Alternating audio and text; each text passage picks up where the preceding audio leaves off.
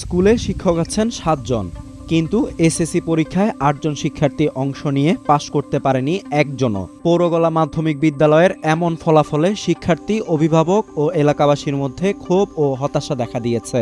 এমপিওভুক্ত শিক্ষা প্রতিষ্ঠানটি পিরোজপুর সদর উপজেলার কদমতলায়।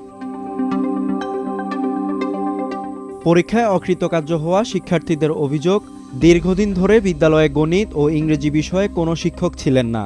নিয়মিত পাঠদান না হওয়ায় পাশের হার শূন্যে দাঁড়িয়েছে। স্কুল 11টা খোলে, খোলার পরে স্যারেরা আসার পরে ঘন্টা 2 ক্লাস করার পরে তারা চলে যায়। এই হলো তাদের ক্লাস। আমার ক্লাসে রোল ছিল যাইয়া 2।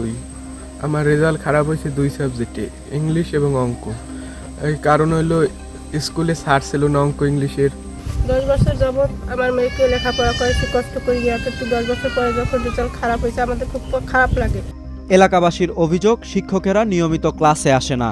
কিছুক্ষণ স্কুলে থেকে চলে যাওয়ার কারণে ব্যাহত হচ্ছে শিক্ষা কার্যক্রম। তবে শিক্ষক সংকটের কথা তুলে ধরে নিজের দায় এড়ানোর চেষ্টা করেছেন ভারপ্রাপ্ত প্রধান শিক্ষক।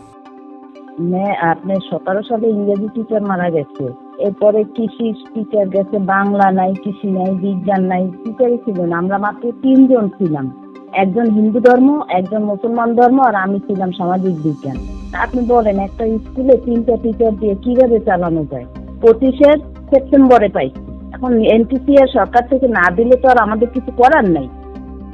এমন পরিস্থিতিতে দায়ীদের বিরুদ্ধে কঠোর ব্যবস্থা নেওয়া ও জবাবদিহিতা নিশ্চিতের আশ্বাস দিয়েছেন উপজেলা শিক্ষা প্রশাসন।